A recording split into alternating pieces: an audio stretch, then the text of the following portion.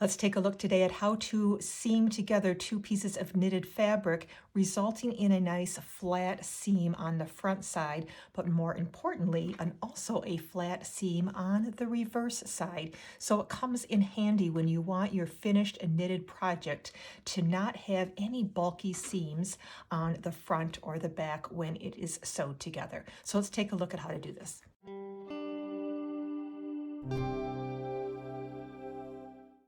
Hello, this is Jacqueline from Jack Knits. Let's seam together these two stockinette swatches, and what our end result is going to be is some nice flat seams on the front and the back of our work. Okay, so now this works really well with my Salvage Clean Edge stitches that I have shown to you on a previous video that many of you watched. You can find that video in the upper right hand corner. I'll have a link, but also in the description below, that shows you how to do this nice salvaged edge.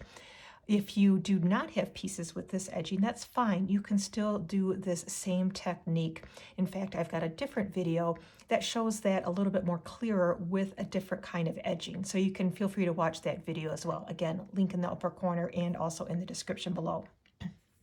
All right, we're going to use this tail that I made a nice long tail for my bound off edge here to do our seaming. Now, if you don't have a long tail to use, you can always use another piece of working yarn for this.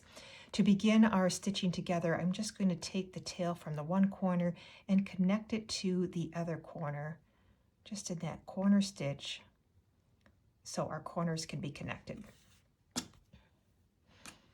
Okay, now I want to show you these edge stitches and identify which loops we're going to be using in our stitching. This is a stockinette stitch, so it's tending to curl a little bit on the edge. So just kind of roll it over so you can see that very edge stitch. And you'll notice that I've got very well defined V's here on the edge of my stitches. We're going to be using the bottom loop of these V's. So here's the top loop. We're going to be using the bottom loop of each of these V stitches, okay? That's the stitch we'll use on that side, and similarly on this side, if you kind of roll this over, you can see my nice clean V stitches on the edge. We're going to be using the bottom loop on this side as well. Okay, so let's begin our stitching. We've connected our corners here. Now I'm going to, the working yarn is off the back stitch. I am going to now go into this very first bottom loop, going at it from the top down. Then I'm going to go in the bottom loop across from it, but from the bottom up, okay? Bottom up for that stitch. Pull my yarn through. Now I'm going to, on the same side that I just finished, go into the next bottom loop, but go up through the loop that we already used on the other side, that previous loop, okay? Kind of backtracking a little bit. Pull that through. Now we'll go in and identify this next bottom loop on the far side, go in it from the top down, and go in from the bottom up through again that previous stitch we already used on this side. So again, kind of backtracking to that previous stitch. Let's go in this bottom loop on this side and up through the previous stitch on the other side. And that is the basic stitch, pretty simple. In through the bottom loop, up through the loop of the previous stitch. We're going to want to kind of keep it snug as we go. So kind of pull it nice and snug with each stitch.